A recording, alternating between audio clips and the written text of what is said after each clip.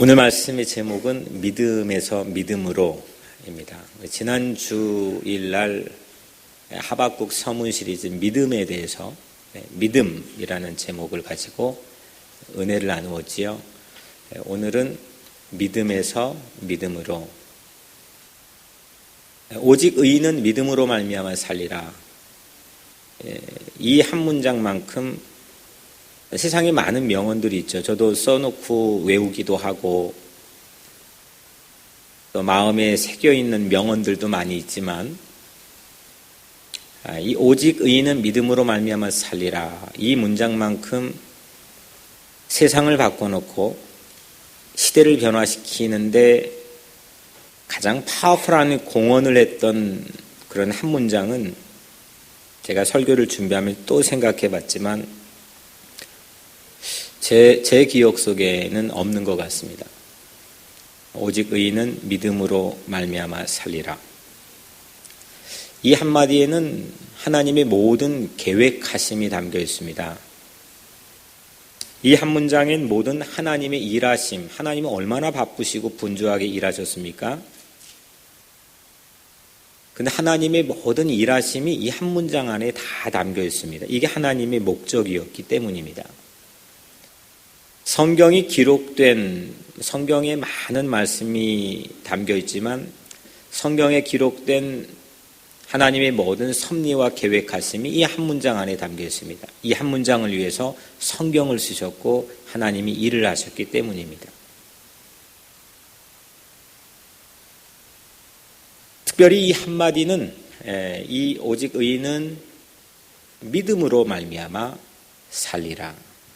이 한마디는 지난주에 언급했던 것처럼 역사 속에서 어떤 절망과 어떤 흑암도 이렇게 뚫고 나가는 길을 만들어버리는 그런 막강한 힘을 증명해 보여주었습니다. 이 말씀을 처음 받은 사람이 누구였죠? 하박국입니다. 하박국이라는 예언자인데 이 예언자가 이 말씀을 처음 받아서 당시에 풍전등화의 위기에 빠져 있는 점점 더 절벽 앞에 서가는 국가와 모든 백성들 각 개인들의 운명을 열어주었고 변화시켜 주었고 희망이 되어 주었으며 그로부터 한 650년 후에 사도 바울이라고 하는 사람이 이 말씀을 재인용해서 당시 세계 최고의 이 제국이었던 로마의 편지를 쓰면서 로마의 심장부를 꿰뚫었습니다. 그리고 결국 그 말씀에 의하여서 로마가 복음에 의해서 전복됩니다. 그로부터 1500년이 지났습니다. 마틴 루터라는 독일 사람이 수도사였는데 또다시 이 말씀에 전도되어서 깨닫게 된 이 마틴 루터가 당시의 모든 부정과 부패에 침묵하며 숨죽여 살았던 그 시대에 95개조의 시대를 향한 반박문을 구텐베르크 성당에 붙이면서 우리가 지금 개혁교회, 지금 우리 개신교인인데 개신교의 처음 씨앗을 이 땅에 심었습니다. 어둠을 꿰뚫었습니다. 참 부러웠습니다. 이 한 문장에 삶이 열리고 이 한 문장에 눈이 열리고 이 한 문장에 새로운 파워, 힘이 실리고 세상에 아무도 걸어가지 않는 그 길을 걸어갈 수 있는 용기로 시대와 또 모든 시국을 변화시키고 열었던 이 사람들, 이 세 사람들뿐만 아니라 이 말씀에 의하여서 이 말씀에 기반해서 믿음으로 구원받게 되어 예수를 나의 구세주로 영접한 세상에 숱한 많은 사람들이 있어 왔습니다. 제 마음의 질문이 이겁니다. 이렇게 부러운 그런 파워가 실려있는 한 문장. 어떻게 이 한 문장에 그런 파워가 실렸을까? 물론 이 말씀은, 이 한 문장은 하나님이 하셨기 때문에, 신이 하셨기 때문에 그런 권위와 그런 능력이 이 말씀 안에 담겨 있겠지만, 무엇이 이 파워가 가지고 있는, 이 한 문장 안에 가지고 있는 능력일까? 이게 제 마음에 있는 질문입니다. 지난주에 살펴본 것처럼 하박국이라는 한 사람, 1장에 믿음이 있는 척 하지 않았습니다. 마음에 있는 솔직한 의문들을 마구 쏟아냈습니다. 하나님 어디 계십니까? 하나님 왜 잠자고 계십니까? 하나님 일하고 계십니까? 세상이 이런데 하나님은 어디 계십니까? 이렇게 시대를 향한 의문에 찬 질문으로 시작했던 하박국. 1장에서 그렇게 시작했는데 3장에도 역시나 상황과 환경은 변하지 않았죠. 외양간엔 여전히 소가 없고 우리에는 여전히 양이 없고 무화과 나무엔 여전히 무성하지 않고 감람나무는 소출이 없고 포도나무에는 여전히 열매가 열리지 않았던 동일한 환경, 내 주변의 환경이 변화되기를 그렇게 간곡하게 소원했건만 상황은 바뀌지 않았지만 그럴지라도 나는 여호와로 말미암아 즐거워하며 하나님을 통해서 기뻐하리로다. 이렇게 그는 흔들리지 않는 사람으로 변화되었습니다. 사람은 웬만한 흔들리는 환경엔 사람 자체가 변화됩니다. 마음이 흔들립니다. 그래서 사람들이 불안해하고 두려워하고 행복하지 못합니다. 믿는 구석들이 없기 때문입니다.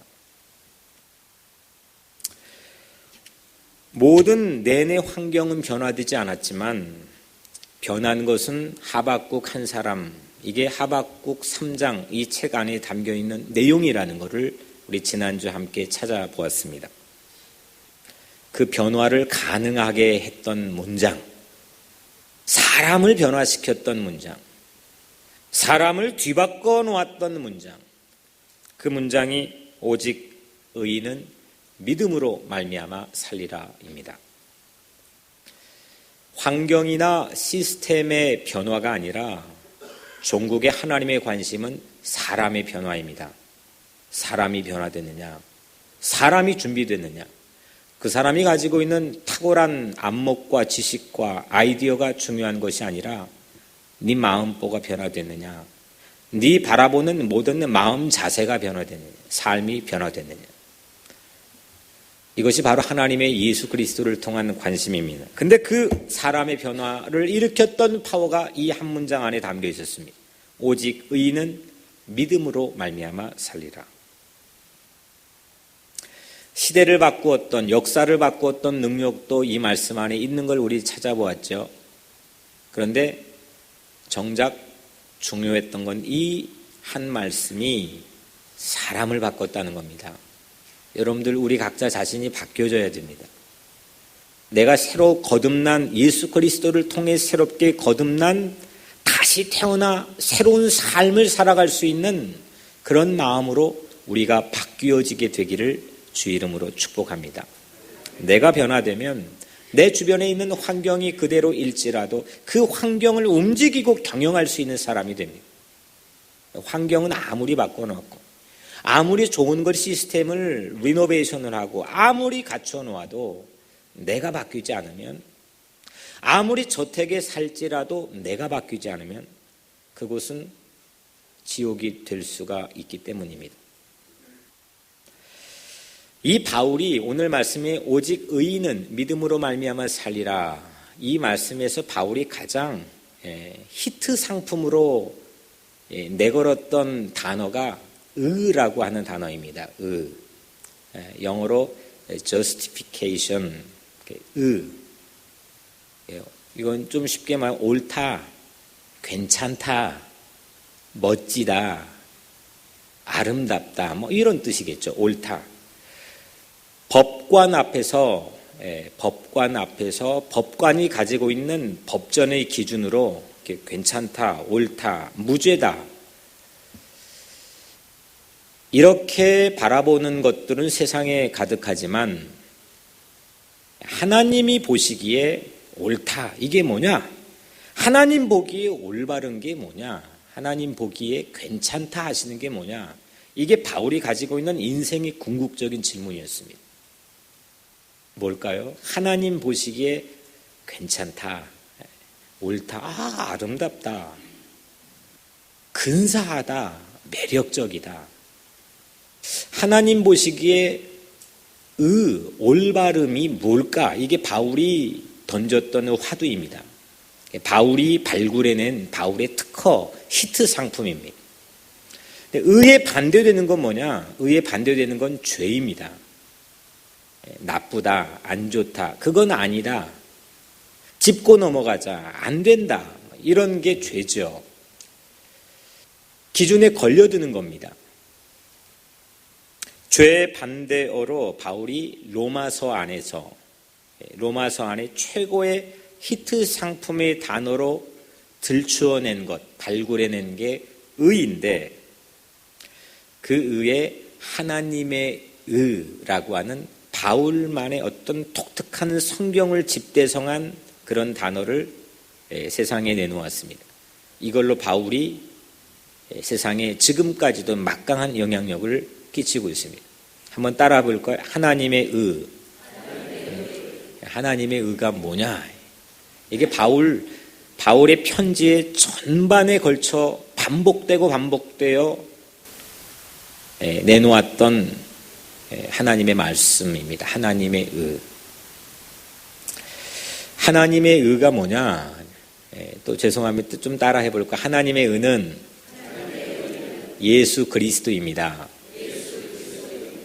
하나님이 세상을 만드시고 세상을 운행하시면서 세상을 이거 괜찮다, 올바르다, 멋지다 이렇게 말하는 유일한 방법, 유일한 기준은 하나님께서 성경을 통해 오직 예수 그리스도라고 말씀하셨습니다.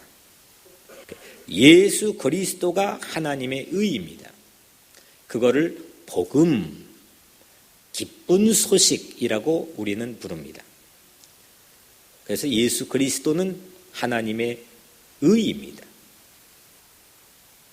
하나님의 의를 믿는 자, 신뢰하는 자들, 그 사람들에게는 구원이 이를 것이다. 그 믿음으로 살리라. 이것이 복음의 핵심입니다. 오늘 예수 앞에 와서 하나님께 예배드리는 여러분들의 관심, 세상의 다양한 관심들은 다양하겠지만 오늘 우리 동일하게 이 시간 그 예수 그리스도를 믿음으로 우리 영이 살고 하나님 앞에 의로워지는 새로운 인생이 되기를 주의 이름으로 간절히 축복합니다. 믿음은 그래서 우리를 위해서 하나님의 하신 일, 아주 철저하게 이게 비슷한 것 같지만요, 복음적인 게 뭐냐라고 할 때 저는 이 기준이라고 생각하는데, 내가 한 일 말고, 내가 헌신한 일 말고 나를 위해서, 우리를 위해서 하나님이 하시는 일에 내가 첨벙 뛰어드는 것, 나를 투신하는 것, 나를 전적으로 내맡기는 것, 이걸 저는 믿음이라고 정의합니다.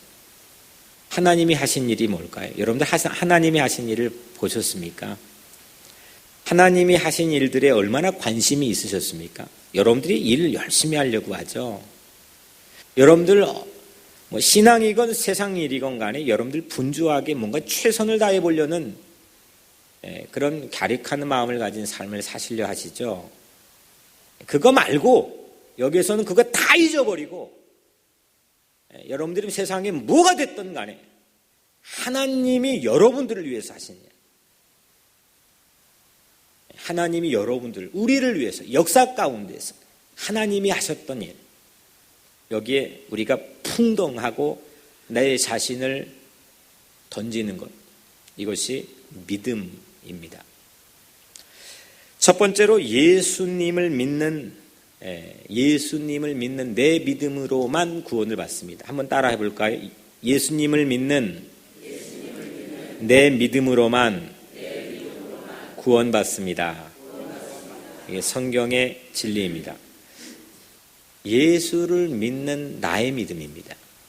내 믿음. 내가 예수를 믿는 거죠. 누가 나 대신 믿어주지 않잖아요.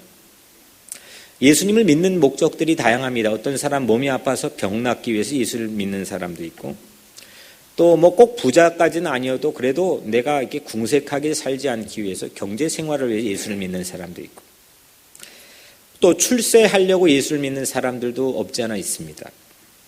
교제를 위해서, 서로 간에 좋은 친구를 만나기 위해서, 또 세상에 듣지 못한 좋은 교훈을 얻기 위해서, 또 내가 시대적인 사명들을 무언가 일을 하기 위해서, 그런 다양한 방법으로 예수를 믿습니다. 하지만 예수님은 구원을 받기 위해 믿는 걸 여러분들 받으시길 바랍니다. 예수님은 구원을 얻기 위해서 믿습니다. 사도행전 4장 12절에 다른 이로선 구원을 받을 수 없나니 천하 인간의 구원을 받을 만한 다른 이름을 우리에게 주신 일이 없음이니라. 아멘. 오직 구원을 얻을 수 있는 유일한 이름은 누구요? 예수 그리스도. 내가 다시 살 수 있는 유일한 이름은 누구요? 예수 그리스도. 그래서 내가 그 예수 그리스도를 믿을 수 있는 나의 믿음, my faith, 내 믿음을 통해서 우리는 구원을 받게 됩니다. 주님은 우리를 위해 십자가를 지시고 자기를 몽땅 우리를 위해 던져 일을 하셨습니다.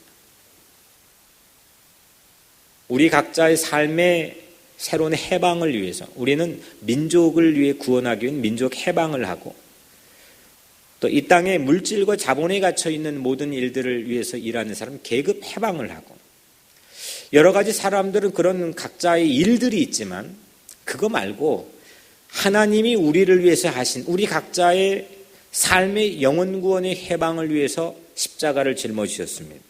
그리고 우리를 구원하셨습니다. 주 예수를 믿으라.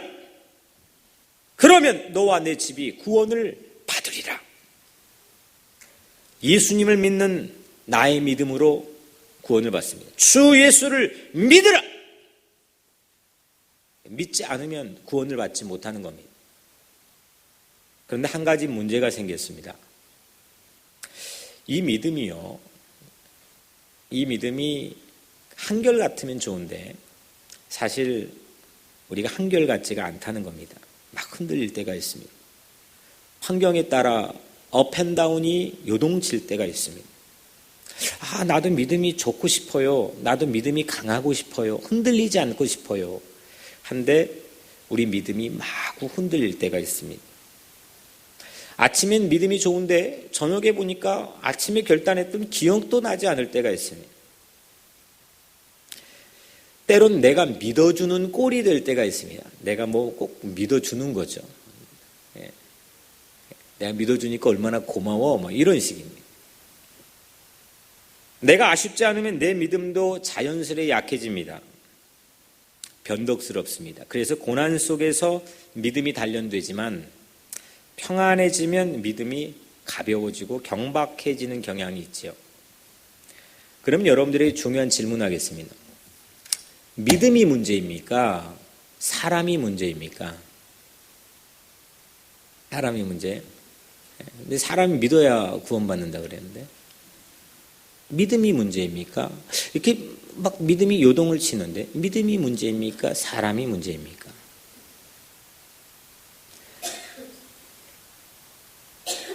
급기야 많은 사람들은 이 믿음을 사이콜로지컬하게 심리적인 심리학적인 차원에서만 이 믿음을 다루는 경향이 전 참 많이 있다고 생각합니다. 오늘 같은 포스트 모던 사회에서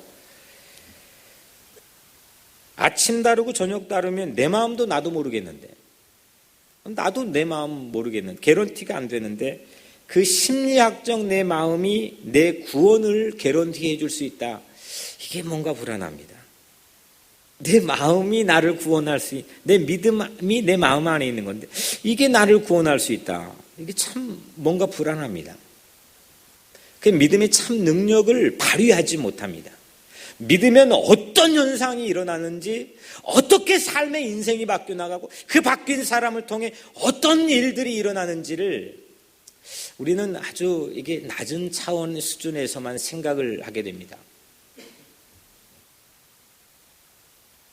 오늘 우리가 이 본문 안에서 그래서 하나님께 주신 천둥과 같은 깨달음을 우리 함께 두 번째로 나누려고 하는데, 두 번째, 우리는 예수 그리스도의 믿음을 통해서 구원받습니다. 한번 따라해 볼까요? 우리는 예수 그리스도의 믿음을 통해서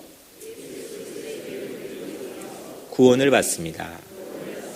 첫 번째는 내 믿음으로만 구원받습니다. 이건 진리입니다. 성경이 우리에게 말했습니다. 근데 두 번째는 예수 그리스도를 통해, 예수 그리스도의 믿음을 통해. 예수가 뭘 믿지? 우리가 믿는 건 많이 생각해 봤지만 예수 그리스도가 뭘 믿지? 오늘 로마서 1장 17절엔 두 개의 문장이 담겨 있습니다.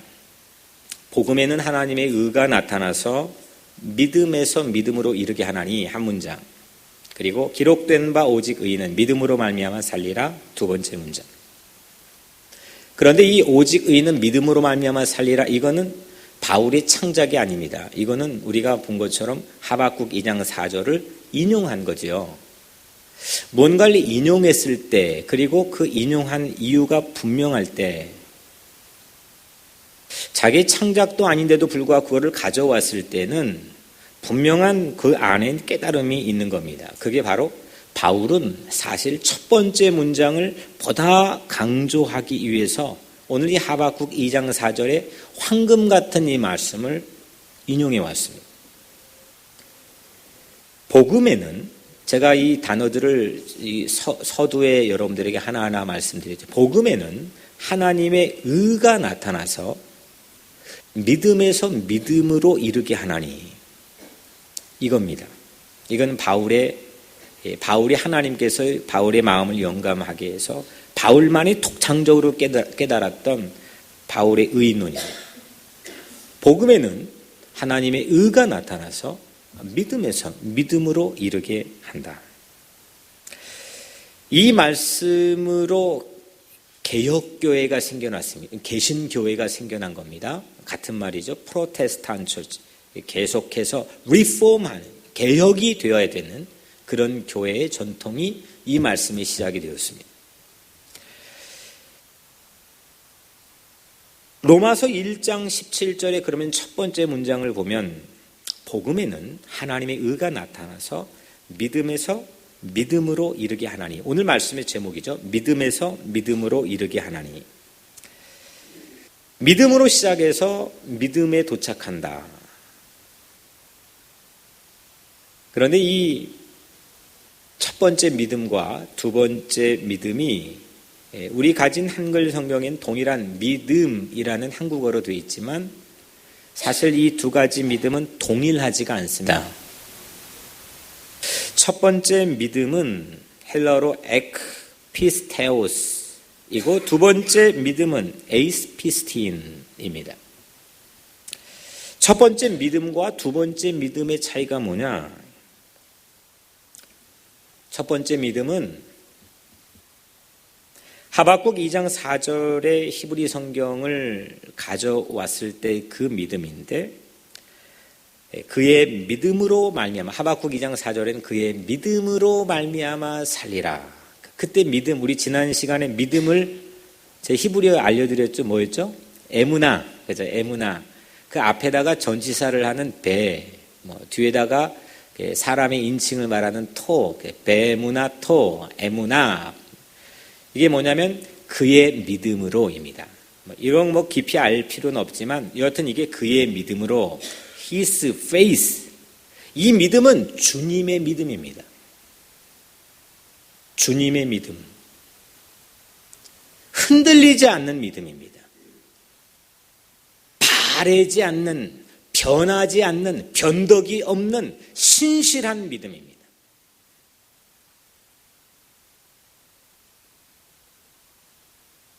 의인은 그래서 주님의 믿음으로 사는 것, 이것이 오늘 우리 말씀 안에 주고 있는 메시지입니다. 이 믿음은 하박국 2장 4절에 말씀하고 계시는 주님의 믿음, 하나님의 믿음, 그 믿음이 믿음에서 믿음에 이르게 하나니 그 믿음이 우리의 믿음을 창조했다는 것. 믿어줘도 믿을만한 구석이 있어야 믿어주죠. 우리끼리는 뭔가 근거가 있어야, 아무리 여러분들이 이렇게 좀 배팅을 확실히 하게 하고 뭔가 이렇게 사리분별이 빨라가지고 나는 이렇게 확실하게 믿을 것들을 잘 잡는다고 호언장담을 할지라도 여러분들 분명한 믿음의 근거가 있어야 믿습니다. 믿을 게 없으면 안 믿죠. 때론 믿다가도 근거가 없는데도 뒤돌아서기도 합니다. 분명히 이 믿음이라는 용어 자체는 관계 안에서 나옵니다. 사람과의 관계가 있어야 믿음이 성립되죠. 내가 자식도 믿어주는데 아무리 부모라고 할지라도 이게 믿어줄 수 있는 근거들을 차곡차곡 내 마음에 쌓습니다. 그런데 오늘 이 처음에 나와 있는 이 믿음은 믿음의 근거가 없는데 믿어줬는데 나를 또 속여요. 믿어줬는데 이건 또 나를 배반합니다. 나에게 또 등을 쳐먹습니다. 그럼에도 불구하고 끝까지 믿어주는 것, 이게 주님의 믿음인 걸 여러분들 믿으시길 바랍니다. 주님의 믿음. 세상에 이런 믿음이 어디 있습니까?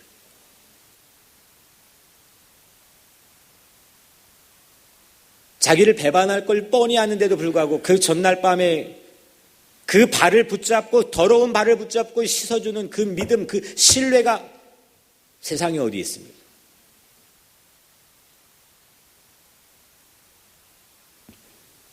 그런데 우리 주님은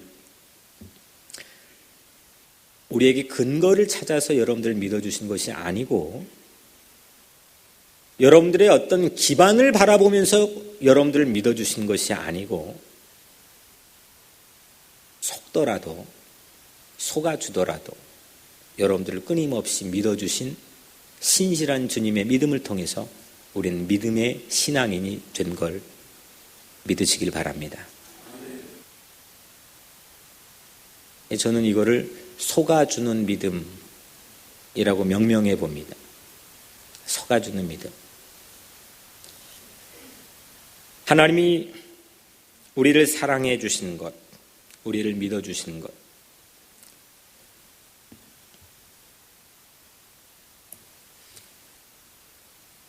예수님의 믿음이 우리 믿음을 창조한 건데 예수님은 베드로를 반석같이 믿었습니다. 그래서 베드로는 교회의 반석이 실제 되었습니다. 사람을 믿어주면 그 사람을 변화시킬 수 있는 가장 강력한 동력을 넣게 됩니다. 믿어주는 거죠. 등을 돌려도 믿어주는 거지. 속이는데 그를 속지 않겠다고 바둥바둥 긴장감을 갖고 있는 것이 아니라 그 믿어줄 때에 그 사람에게서 놀라운 변화가 일어날 유일한 길이라는 걸 하나님께서 알으셨습니다. 이 방법 이외에는 사람을 변화시킬 방법이 없다는 겁니다. 에베소서 2장 8절에 너희는 그 은혜에 의하여 믿음으로 말미암아 구원을 받았으니, 믿음으로 말미암아 구원을 받았으니 이것은 너희에게서 난 것이 아니요 하나님의 선물이라. 아멘.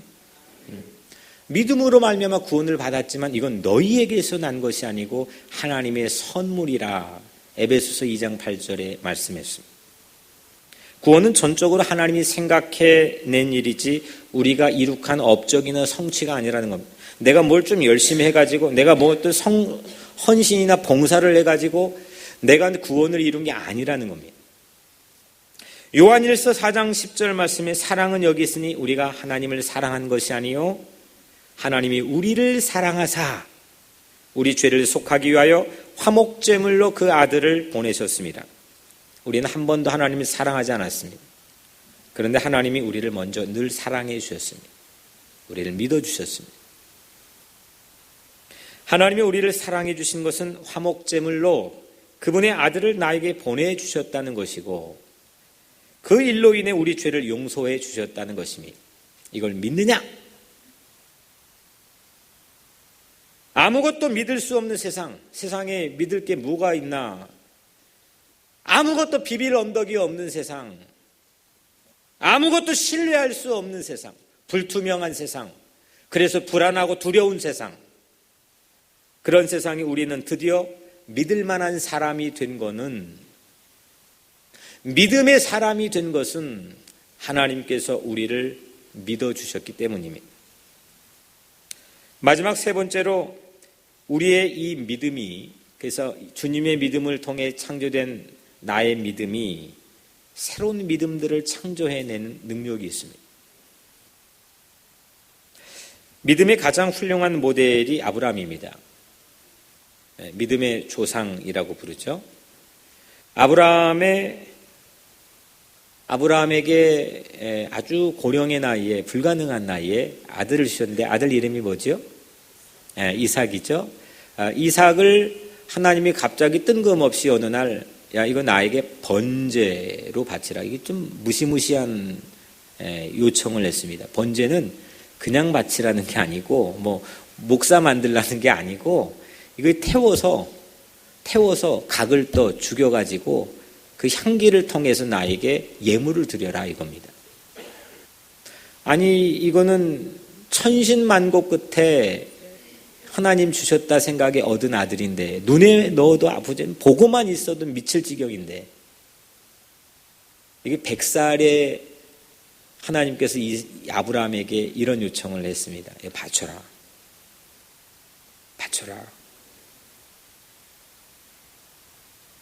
신학교 보내라 이런 의미가 아닙니다. 나에게 이런 길을 이 자녀가 걷게 해라, 이런 정도가 아닙니다. 다음 날 곧장 아침에 일찍이 일어나서 아브라함은 이삭을 자기 아들을 데리고 하나님이 지정하신 모리아라고 하는 산으로 떠났습니다. 성경에는 그게 사흘이 걸렸다고 나오죠. 사흘 동안 걸었습니다. 저도 같은 마음으로 걸어보면서 이런 질문이 제 마음속에 있었습니다. 아브라함이라면 하나님의 약속은 어찌 되었지? 하나님은 혹시 나를 속이는 거 아닐까? 난 하나님께 속아 살아온 건 아닐까? 여러분들이라면 이 3일길을 걸어가면서 그런 질문 안 들겠습니다. 이 3일길을 우리 인생이라고 좀 확장시켜 생각을 해본다면 우리는 인생 살면서 이런 질문 참 많이 합니다. 이게 맞는 걸까? 이게 개런티가 되는 걸까? 이게 참된 진리의 길일까? 우리는 떠나기도 합니다. 등을 돌리기도 합니다. 약해지기도 합니다. 넘어지기도 합니다. 하나님 믿다가 집어치운 사람들 다 이 생각 하나에 넘어갑니다. 혹시, maybe, 나는 속고 있다. 그 속고 있다고 생각할 때 우리는 공든탑을 무너뜨립니다. 공부를 해도 맞지. 내가 이거 공부하면 반드시 나온다. 이거 반드시 내가 이거 공부하면 된다 라고 믿으면 공부합니다. 근데 공부해봤자 설마 혹시 하면 공부 안 합니다. 아브라함은 이 고비, 이 인류의 전체의 이 인류의 전체의 마음을 담고 있는 이 고비를 3일을 걸어가면서 넘고 있었습니다. 아브라함은 나도 속고 있을지 몰라. 이 전 인류의 숙제를 가슴에 지닌 채 사흘길을 걸었는데 아브라함은 마지막 3일까지 가보니까 속겠다고 하는 결심으로 걸었습니다. 속더라도. 드디어 아들을 결박하여 나무 위에 올려놓고 칼을 잡고 그 아들을 향해 내리치려고 하는 순간, 이 순간까지도, 이 절체절명의 순간까지도 아브라함은 철저하게 실제로 하나님에게 속았습니다. 왜냐? 하나님이 아브라함을 시험하시려고 했어요. 이런 황당한 일이 어디 있습니까? 실컷 실제 상황이라 이거 속고 있을지도 몰라. 이거 어떻게 하지? 감히 이 아들을 내가 어떻게? 이런 반문과 의문을 가지고 3일 동안 걸었을 아브라함이 실제 칼을 내리치려고 하는 그 순간, 실제 상황이 아니라 시험이 테스트였다는 겁니다. 아브라함은 속았습니다. 실제로 하나님에게 속았습니다. 속겠다는 각오로 걸었는데 속았습니다. 그런데 그래서 믿음의 조상이 되었습니다. 믿음의 사전이 되었습니다. 믿음이 뭔지를 보여줬습니다. 믿는 게 뭔지를 우리에게 유일하게 증명해 준 최고의 대부입니다. 사람들은 속지 않기 위해서 바짝 긴장하며 삽니다. 난 절대 내가 흐물흐물한 사람 같지, 난 절대 속지 않아. 이런 걸 매우 자긍심이 있는 것처럼 우리는 생각하며 삽니다. 최대한 속지 않는 사람, 1 더하기 1은 2라고 하는 것, 절대 3이 될 수 없다는 것, 3이라고 우기는 사람에겐 절대 속지 않는 사람, 이런 사람을 똑똑하다라고 부릅니다. 뱀이 하와에게 처음 이렇게 말했어요. 하나님이 정말 모든 동산나무의 열매를 먹지 말라고 하시던, 이 말이 하와가 이렇게 대답합니다. 동산 중앙에 있는 나무의 열매요? 그거 먹거나 만지면 우리가 죽는다고 하나님이 그랬어요. 이때 뱀이 결정타를 날립니다. 너희는 결코 죽지 않아. 하나님께 속고 있는 거야. 그것을 먹으면 눈이 활짝 열려서 하나님같이 될걸? 이때 하와의 마음에 하나님께 속고 있다는 생각이 들었습니다. 그리고 속지 않겠다. 나는 절대 하나님에게도 속지 않겠다는 영리한 생각이 결국 화근이 되었습니다. 그는 불행한 인생을 살았습니다. 우리는 뭘 얼마나 큰 능력을 가지고 세상을 향해 또 이웃을 향해 하나님을 향해서도 속지 않겠다는 바짝 어린 긴장감을 가지고 살아가십니까? 얼마나 우리는 영리한 자신감을 가지고 살아가십니까? 정말 속지 않으셨습니까? 정말 이 땅에 이 인생을 자식 키우며 아니면 세상 살아오며 이민생을 해오며 여러분들 한 번도 속지 않으며 그렇게 살아오셨다고 자신할 수 있습니까? 우리는 매번 속고 있는지도 모릅니다. 믿음은 심지어는 속더라도 결심하며 끝까지 걸어가겠다는 이 3일 길의 믿음은, 그 믿음은 능력입니다. 준비된 양이, 우리 그 얘기 알죠? 딱 내리치려는 순간 아브라함아 잠시만 하고 돌아봤더니 하나님이 준비해 놓은 그 아들 이삭 대신에 바치라 준비해 놓은 양이 있었습니다. 그런데 여러분들, 그 준비된 양이 있었다는 뉴스, 그런 앵커도 없는 뉴스, 앵커가 오늘 9시 뉴스입니다.